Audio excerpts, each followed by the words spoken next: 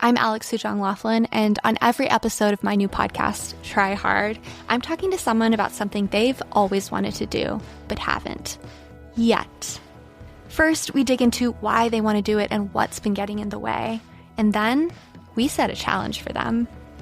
You can listen to Try Hard from Defector Media and Radiotopia wherever you find podcasts. Frequency Podcast Network. Stories that matter, podcasts that resonate. He's in the building!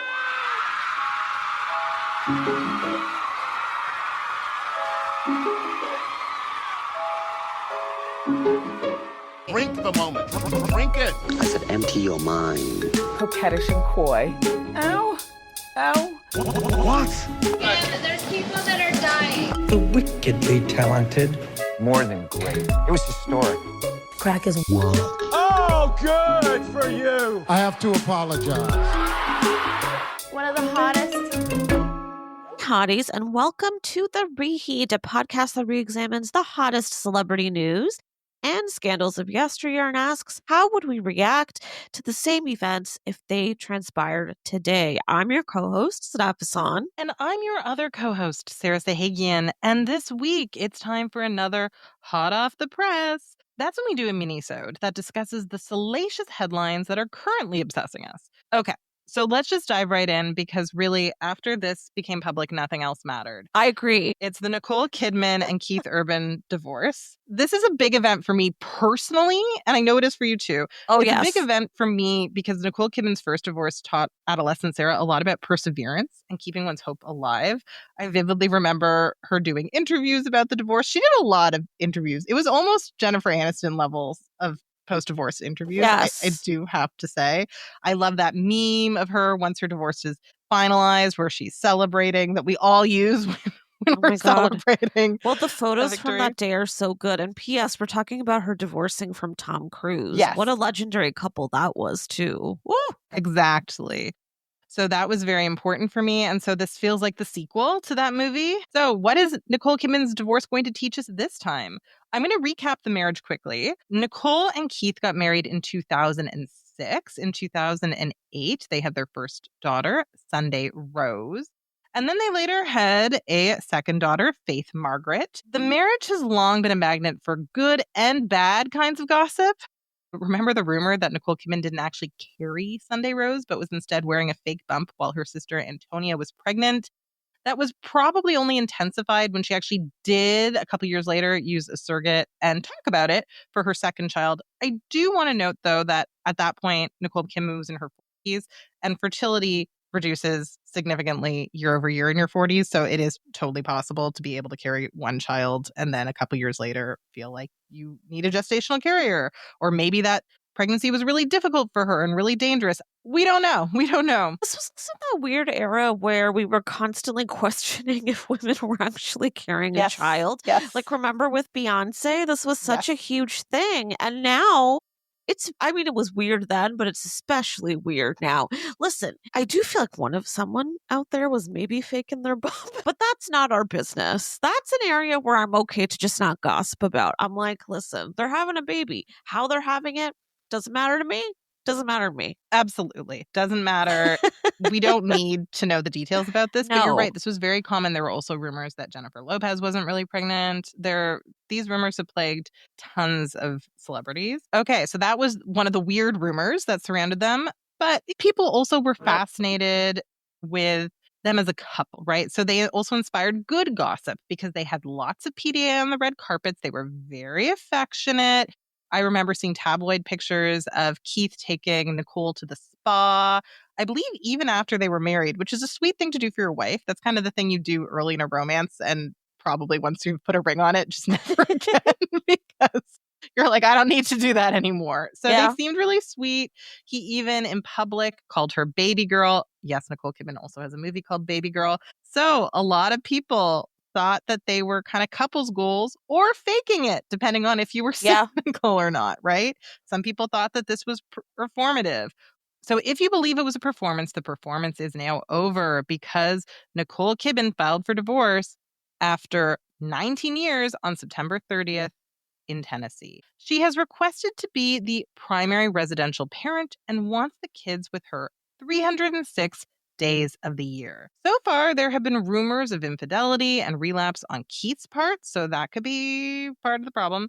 And even some ageist and sexist BS about how Nicole demands too much sexual attention and this destroyed their marriage. Yeah, she just wanted too much sex and then her husband left her. What a nightmare. God. Reports also seem to suggest that Nicole was trying to make the marriage work, but Keith didn't care to, and he moved out over the summer. So even though she filed for divorce, he's the instigator. So, I mean, I think that is interesting framing. So, Sadaf, what's going on here? And why do we care so much? I'm obsessed and I don't have an answer for why. I think it's what we always say. We feel very parasocially connected to her. And I love this woman. Okay, this is my favorite actress.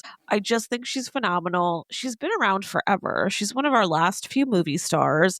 She also has very romantic and sweet and tender energy. And I feel like that's also how she's always talked about Keith. I loved that so much. And so I feel like she's someone who wants to be in love and who loves being in love. And I want that for her. But obviously the relationship with Tom Cruise was not great and was kind of nightmarish. I mean, we still don't know what really happened between them and their adopted children. Yeah. We don't know how that went down and how the Scientology of it all impacted the two of them. I mean, clearly not well. And then to now be going through this, I don't know, it just kind of breaks my heart. I just wanted to have her, as corny as it is, happy ending. It's sad. And now here's the other part of it too that I hate a lot. The rumors are pretty strong that Keith had an affair. Now here's the big tip about this is that recently at a concert, he changed the lyrics in a song about Nicole to mention a very young woman on his band instead. And now that young woman, he's posted about her a couple times. She posted herself on her Instagram, like gushing over the fact that he mentioned her in his song this way. Mind you, she's in her early 20s. That storyline of the man who's been with you for however long and then steps out with a younger gal is just the one that I am the most tired of. I can't take it. And you know, so many of us will be like, well, if he's going to do that to Nicole Kidman, if he's going to do that to Beyonce, if he's going to do that to whoever, he's going to do it to me. Well, this is another reminder. We're all the same. There's no difference. And when it comes to that, cheating is cheating. It happens to anyone. It happens for whatever reason. But God, Sarah, pisses me off. This man has been wearing highlights and bangs well into 2025. He never even deserved Nicole. He never did. I know. Actually, my cousin went to, when she was quite young, I think she was like 21, went to a Keith Urban concert with my aunt, and he pulled her up on stage and got her to play his guitar. And at the time, I think we thought it was sweet because he was married to an age-appropriate woman. But now I think he's kind of creepy. And now I'm remembering that and thinking, that what a violation of my younger cousin. It is coming off creepy now, isn't it? Whereas before he seemed so sweet. And he was so great with Nicole, and she always used to talk about how she's very shy and he's such a protective figure. She would say that all the time. And so that pisses me off even more now. I never really liked his vibe, but because Nicole liked him and because they've been married for so long, I thought, okay, he must be a nice person. He must be a good dad, a good husband. You can't judge a book by its cover. Something about him always read creepy to me, but I couldn't put my finger on what it was. And now I feel like these feelings are very validated. I feel like I'm an excellent judge of character. This has been really good for my ego stuff because I feel like I always knew he wasn't worried. I always knew he wasn't worthy of Nicole. And he's not. I agree. I always knew. I knew. You know? I feel like her friends needed to tell her that at the beginning, right? Nicole, especially in that era when she was really the biggest movie star. You can have any man you want. You had a horrible first marriage. Why this guy? Is it just because he's Australian? Yeah. There are lots of men in Australia. Lots of men. I feel like there had to be something. And I also feel like it's until as old as time, the musician and the actor. Yeah. And we can change the genders here too. It's the same thing with like an actor and a model. It's going to happen forever. And maybe part of it too is that they both understand what it's like to be in the limelight. I don't know. Go find yourself a normal person, Nicole. That's what I say. Find someone who doesn't have all that. I don't know. though. You know what? Because as I said before, men are men at the end of the day. Whoever they are, however many fans they have. I don't know, sir. I feel very jaded now. I'm going to say also, I don't think she can be with a normal person. I think the best we can do is a low-key billionaire. I think that's the best we can do for Nicole. I don't think after being a movie star for that long and wearing that much couture that she can, even though I do believe she's a nice person, I don't think she can sit across from an electrician and have a conversation. I just think their frames of reference would be so different. No. And where would she meet one? Like, where would she meet a normal person? Where would she meet a guy who like works 9 to 5 as an accountant? Maybe her own accountant, and that's bad. Don't do that. That's probably a really bad idea. Maybe she should be single for a while. You know what, though? She has hinted in the past about having an emphasis on hinted, but I'm pretty sure it was clear what she was saying about having trysts with women. So maybe if she'd like to consider dating a woman, I think that's a great idea too, Nicole. I think that would be lovely for you. There are lots of great single women. Yeah. I mean, I definitely think that she could be a power couple with someone. I think so too. Can you imagine her and like a little Reese Witherspoon? There are lots of opportunities here for a groundbreaking power couple because I don't think we've had like a Hollywood lesbian true power couple recently. And I think that that would be great. So let's see. I love that. I'm going to manifest that for Nicole. I love that. The thing that I find odd, or not odd, concerning for the family is that Nicole has requested like over 300 out of the 365 days of the year with her children, right? Like complete like, residential custody of teenage children, which for teenage children usually is not the way it goes, which makes me wonder, and it is none of my goddamn business because it's a health issue, but it makes me wonder if there are issues with Keith Urban's sobriety. And there's a lot of rumors about this going around, right? Yes. And I wanted to mention this too. I'm glad you brought it up because now, again, this is according to reports, aka we can't completely verify it, but there's also many reports saying that there was a quote cocaine clause in their marriage filings. Yep. And it basically said that Keith would earn $600,000 from Nicole for every year they were married if he remained sober during their relationship. That's wild. That's incredible because I didn't know, and I'm sure many people didn't, that he was dealing with that to that degree that she had to make it legal. She had to pay him to stay sober. She had to pay him. It makes me so mad. And like, I'm not here to judge anybody who has substance use issues. I do find paying someone to stay sober a little weird. But I mean, I wasn't there when they negotiated this. I do find it odd. The $600,000 price tag, like putting an actual price tag on a year of sobriety, I think is very strange. And I guess some people's sobriety is worth more than others because it's like, okay, she's got to pay you a lot of money not to do cocaine. It's pretty fucked. And these reports are saying he could potentially walk away with a whole $11 million just because of the clause, because he's reportedly stayed sober since he went to rehab in 2006.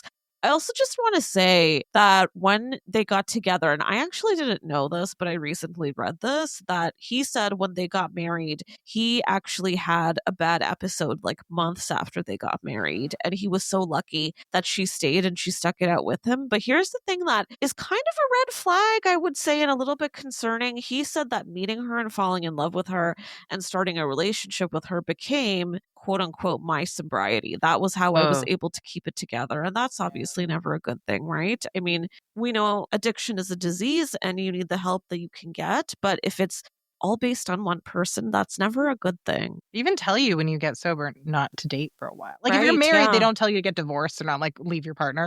But if you're single, they tell you stay single. Or if you're casually dating, they say like cut it off, right? Don't do it. So I feel like maybe his sobriety had a rocky foundation, so I wouldn't be surprised if there was a relapse. Because after 19 years of marriage, listen, no one is the perfect partner for 19 years of marriage. Nobody is. Nor should they be expected to be, right? I mean, there's been a lot of blaming Nicole because she's been working so much. So clearly she was away. I don't know, man. Like, maybe this guy's bad with money. Maybe she's worried about ageist Hollywood not letting her work much longer, right? You know, if you look at the parts that are available for you after 60, do you want to be like Meryl Streep and play a bit part on Only Murders in the Building? Yes, she gets leads as well. But what I'm just saying is there's fierce competition. If you don't think you can steal parts from Christine Baranski, you can't work over 60. So I don't know if maybe she just feels like this is the time to get to play every role she's ever wanted to play, to do that work. And if that's what she's feeling, I feel really bad for her because A, this is not an irrational fear, and B, it sucks that someone that talented might have to do that, right? Yeah. But anyway, there's just a constant blaming. There is. And I do want to mention, so this has been such a really quick news cycle. It's really interesting. And she, ironically enough, has been doing a lot of press right now. And so the timing is probably not great personally, but she did do a big profile in Harper's Bazaar, literally that just published yesterday as we record this. So for you guys who are listening last week, but in it, the reporter said that they could figure out that maybe they weren't together anymore. And here's what Nicole said. And this was just based on another vague question. It didn't really have anything to do with Keith, but now it's pretty telling. She said, quote, the best part is the experiences that you've accumulated. You go, I've been here before. I actually know how to handle this now. Or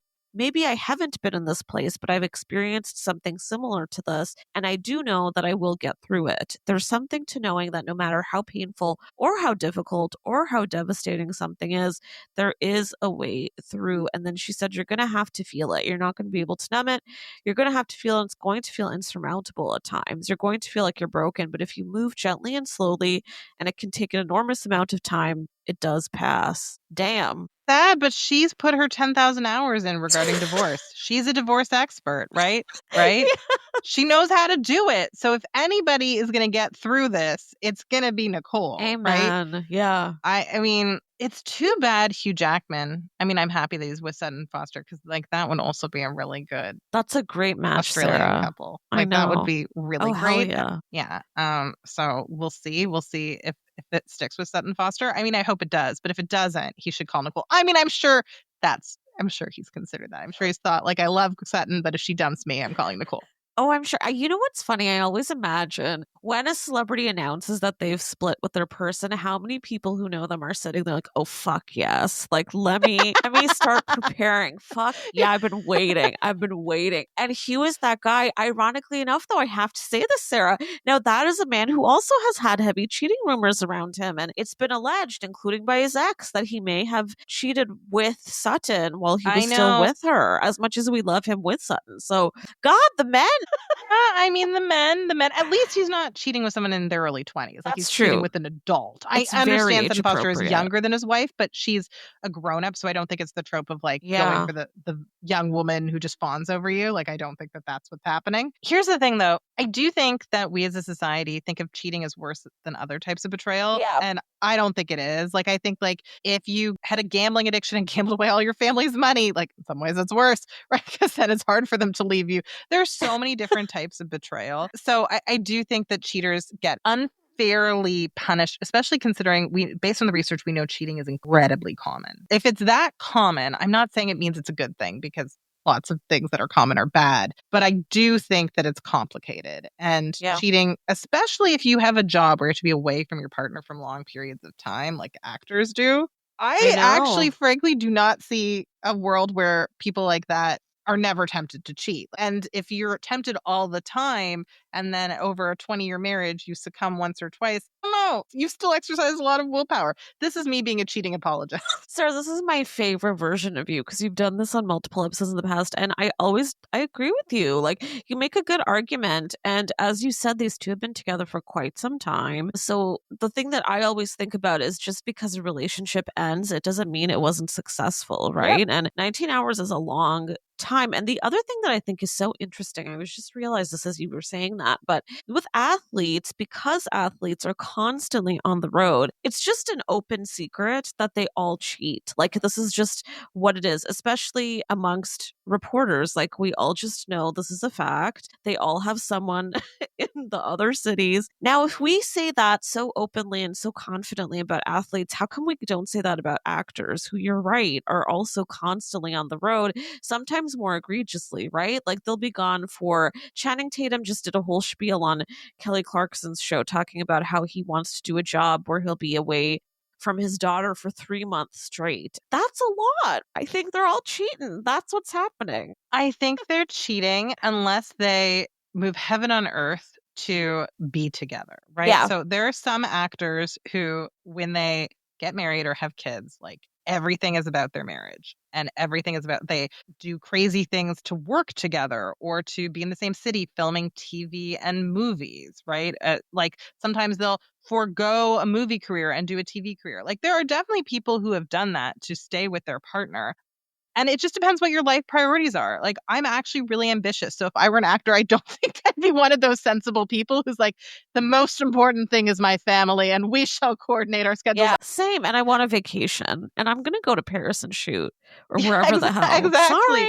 Exactly. I would do that. I wouldn't find something that was shooting in LA so that I could like have date nights with my husband. I would be a really terrible Hollywood wife. I can't have that career. And I kind of get it. Like people who say it's an ambition monster, like it kind of is. I think obviously really successful people in Hollywood, I think most of them have it. I would absolutely be sleeping with my hot co-star. Sorry, I don't have the willpower to stay. Did you read that part? I mean, I know you've read all of Mindy Kaling's memoirs, as have I. I forget which memoir it was because now they kind of all blur it together. But in one of them, she talks about how sex scenes in TV and movies are just like a loophole. And at first I thought, well, that can't be true. Like really, like people are filming you. But I'm like, but actors like being filmed, so that probably doesn't bother them. And then that really felt truer to me when Penn Badgley said that he was going to stop doing as many sex scenes on you because he kind of felt like it was infidelity. And at first I thought, you're an actor, that's your job. And then I remembered Mindy and like, yes, it does feel like a lot of people in Hollywood treat it like that's a loophole in monogamy. So I understand why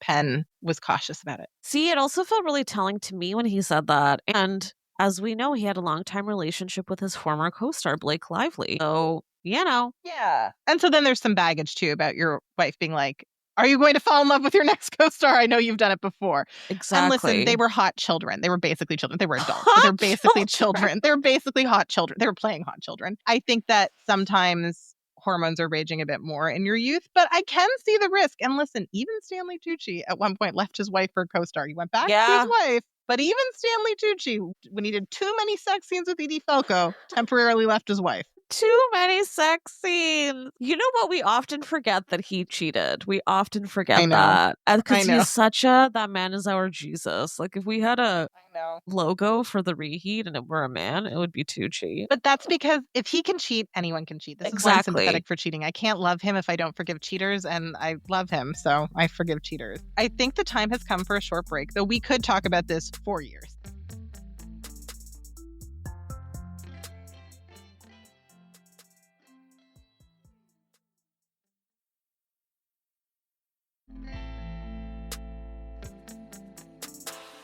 On September 22nd, Justin Bieber's mom, Patty Millette, posted on Instagram that she's always, quote, cheering and also praying for Bieber. Patty wrote, quote, I declare freedom, strength, clarity, and healing over you, Justin. She later added, Holy Spirit, surround him with truth, light, and protection. Heal every wound in his heart, mind, and body, seen and unseen. Restore what's been stolen and cover him in wholeness. So that's pretty dramatic, and it had people worried, I think, for everyone involved. I think people were worried for Justin, people were worried for Patty, because this is pretty alarming. Bieber himself replied in the comments to his mom's post, and his reply was, only thing I need healing from is my rolled pinky toe from playing ping pong. Okay, that's true. Great life. I hope You've made that's it. true. Sadaf, what's going on here? As a resident expert on Justin Bieber, can you please decipher this weirdness? Can you please explain this to us? I love to be our resident expert on Justin Bieber, and yet, sir, I'm sorry to say I simply can't, because I am also very confused. There is no deciphering this. And you know what worries me? I already have been pretty worried about Justin Bieber. I think a lot of us have been. Why are we worried? Because his social media has been really erratic and very unusual. He also has stopped making press appearances. So just generally speaking, we don't really know how he's doing. That's usually a good way to get a sense. So he hasn't been doing that. And he released 2 really great albums, oddly enough, during this period, just over the last few months. And it's interesting to me when a musician puts out work like that, when they appear to not be doing so well. It feels very Britney Spears Blackout, although maybe not quite at that level. It's hard to say what's going on, right? I mean, he has a young child with Hailey Bieber, and Hailey seems to be doing really great, and she's always saying he's doing really great, but it just feels like we're missing a piece to this puzzle. And I have to say, when when his mom made this post, it just made me think, instead of thinking maybe she's nuts, I was like, oh, something is happening. And it also suggests that maybe they're not getting along. And they've been very close for a long time. And it's interesting too, because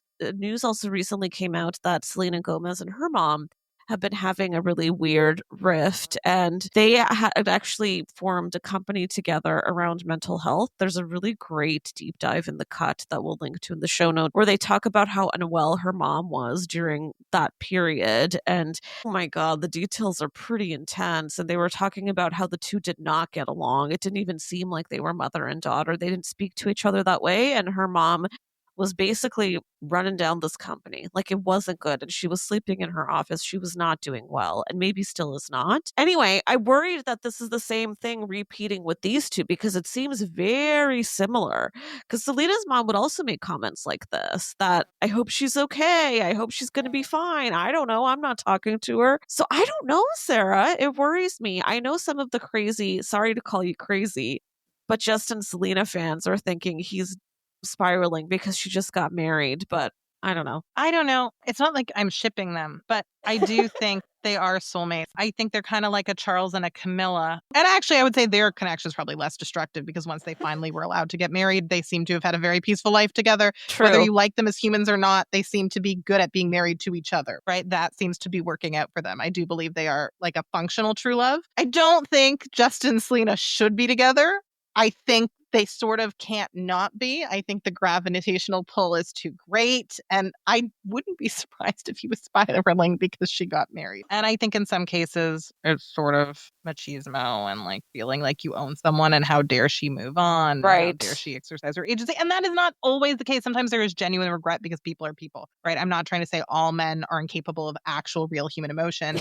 And I don't know what it is for Bieber. I don't know if it's that she's his property, so he's mad that she married someone else even though he's married to someone else, or if he feels like they just messed it up because they were too young. But I don't know. I just find this sad. I just find the whole thing sad. I'm not sure what's happening with Justin. I think something's happening, but I also think something's wrong with his mom. And I think she needs help too.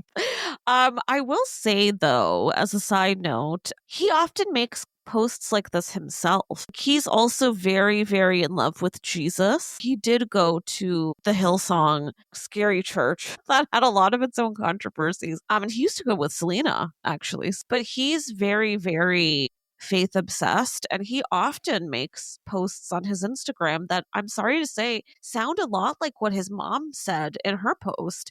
Like, maybe this is the language that they speak. I don't know. I'm not a part of this faith. I don't know what that's like. And he's clearly very deep in it, and he's been in it since he was quite young. But he's only in the last couple of years has he talked about it and wrote about it like this. I will even just read you a little bit, because some people were thinking maybe she's responding to some of those posts that he makes. Here's one that he did kind of like, I don't know, a week or a few days before her post. He wrote this: Jesus teaches that our effort is simply a response to being gifted life and forgiveness. And that was for a post where he had screenshots of texts where he was talking about using religion to cope with ego and fame. And he also wrote, Jesus becomes the prize and growth becomes something you desire because of the grace we have received. I'm just saying, it's not that different from Patty's post. I'm not saying that means that her post is fine and well, and so is his. I'm just saying these two are mirroring each other in a very interesting way. Maybe she's speaking his language to get to him. Maybe they've always spoken this way. I don't think they have. You know, it's interesting when people start to schlep religion in this way. We all start to worry a little. I certainly do. What's concerning me is he's kind of giving pushback. Or maybe they have an agreement that there's a time and a place. And that would also be fair, because the obvious implication of this message, whether Patty sees it or not, is that she thinks something's wrong with her son. Does she hate Haley? And she feels Haley has stolen something. I feel like this could be a classic case of a mother-in-law not liking her daughter-in-law, and now she's using the internet to kind of like subtweet her. Ooh,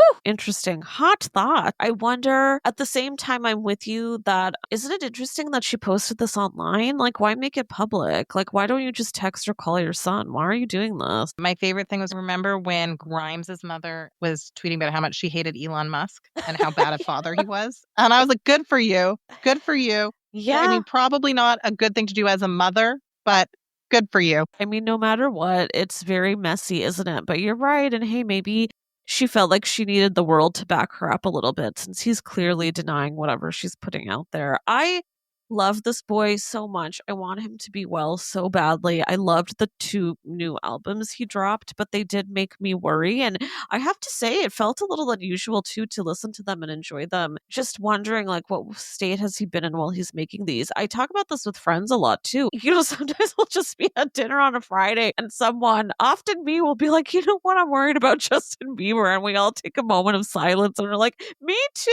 Aren't we all? Well, that's the thing. Okay, Patty here, it's a little bit rich coming from you because, like, Patty was, she was there when he was a child star. She was helping that happen, right? She was an enabler of this. I don't think he had an easy time of it. He became famous so young. He became a product at a young age. Yeah. Like, you were an active part of that, Patty. Like, you were an active part. Well, speaking of, and we did our episode last week on Diddy, so please check that out if you want to. We got deep into his trial, and we did mention this briefly, but this is also something that fans have been pointing out quite a lot, that is Diddy's trial and him resurfacing so much and so constantly for the last years too. Is that also part of what Justin's dealing with? If Justin did have any kind of difficult relations with Diddy, we don't know. Again, these are rumors. It's all alleged. At the very least, I think it's very likely that Justin was probably exposed to things he shouldn't have been when he was very, very young, because he also went to those parties that Diddy had, and so it's very likely. Listen, he's famous and he was a child star, and we've talked about this forever. Usually that does not go well for you as you grow up. Even if it's just he's upset that his ex got married, I feel like that is harder for celebrities because when your ex gets married, what you do, what I've done, is you just mute them on social media. What is he supposed to do? You turn on Disney Plus for your kid, you see only Murders in the Building. You see the magazines, you see Selena, right? Like, I mean, it's harder for them because they're constantly reminded. I feel bad for them. Jennifer Aniston dealt with this for when she was divorcing Brad Pitt, right? That Notorious magazine cover when he did that photo shoot with Angelina Jolie. And she's like, this is really insensitive, right? And it was, because obviously they're going to see it. They can't avoid it. And they're trying to heal. So I do think even if it were only just an ex that maybe you don't want to be with them, but a little piece of your heart will always be there, is getting married, and you're just inundated with coverage of their wedding, that is something I will never have to deal with. I've never dated a celebrity, and thank God. For fuck's sake, I had a situationship who got married very soon after we ended things, and that alone drove me nuts, guys. So if it's someone who you were with for a very long period of time, and also during a really important part of your growth when you were young, and then they're also famous and you have to see them all the time, Sarah, I'd have to be comatose. I'd be hospitalized. I'm not joking. I'm like, I actually do not have the fortitude to be a celebrity. I really, really don't. And I mean, now Nicole's going to deal with this with Keith. She's already dealt with this with Tom, although all of his relationships afterwards, I think you would just breathe a sigh of relief, right? I don't think you'd ever envy. I think you'd be like, thank God it's not me. Thank God. By the way, I will say, because I was surprised by how much time has passed, Justin and Hailey have been married for 7 years. They recently celebrated their 7th year anniversary. They're making it work. They are. And even if they got divorced now, I mean, they've given it the good old college try. And I'm not saying they're getting divorced. I don't wish that on them. I feel like it's highly unlikely they won't at some point. I'm just saying they've got a lot of obstacles. Yeah, although I have to say they've made it far longer than I thought they would. And this goes back to, hey, we're circling back. But when I think of Nicole, again, not every breakup is a failure. And these two, I think, are already a success that they made it this far. God knows we don't know what the hell's going on behind closed doors, but they seem quite in love. And I really hope it's good. I hope. Honestly, we just want the best for you, Justin, and Hailey. I love Hailey. So, yeah. And you know what? It's exactly like I want the best for them. In Hollywood, pretty much everyone gets divorced. This is par for the course. People, when they get older, they don't do that enough. Like, if you're not happy, it doesn't matter how old you are. Wrap it up. Everyone has a different idea of what the perfect retirement is. And if you and your spouse, if your ideas diverge, and for some reason you can't make it work, I think it's fine. I mean, who knows? Their divorce might have happened for other reasons. But if it was just about lifestyle, like, go be happy, right? You have go use the healthy years you have left to go enjoy yourself. If that was what it was, I don't know. I mean, it also could really just be that they were waiting for the kids to be very independent. A lot of people will wait for that. And so they think the kids won't get upset about it. But everyone gets divorced in Hollywood. If they don't get divorced, they're widowed young. God, when I think about people who haven't been divorced in Hollywood, it's like their spouse died younger than average, like somebody like a Christine Baranski, right? I mean, yeah. And then they go and have their second act of dating. I'm with you. Well, we're rooting for you, Justin. We are. And on that note, that is this week's episode. Thank you to all of our wonderful listeners. We hope you'll come back because we plan to cover a ton more scandals. And the only way to do that is if we gossip about it together. And reminder, you probably noticed, but we're now publishing on Wednesdays. Same old thing. Catch us every week, but new episodes on Wednesdays. You can listen to The Reheat for free on the Seeker app. You can also find the show on the Frequency Podcast Network or wherever you get your podcasts. If you want to hear more from me, you can find me at _Sadaf Hassan. Sarah, where can our listeners find you? Listeners can find me on Instagram at Sahagian Sarah. And if you liked this podcast, we really would appreciate it if you would rate, review, and subscribe because it does help other listeners. If you would like us to keep growing, another way you can help our show is to support us on Patreon. That does a lot and helps give us the resources to really invest. So you can find us on Patreon at patreon.com/thereheat. And we've definitely got some goods in store for you there. Above all, thanks for listening.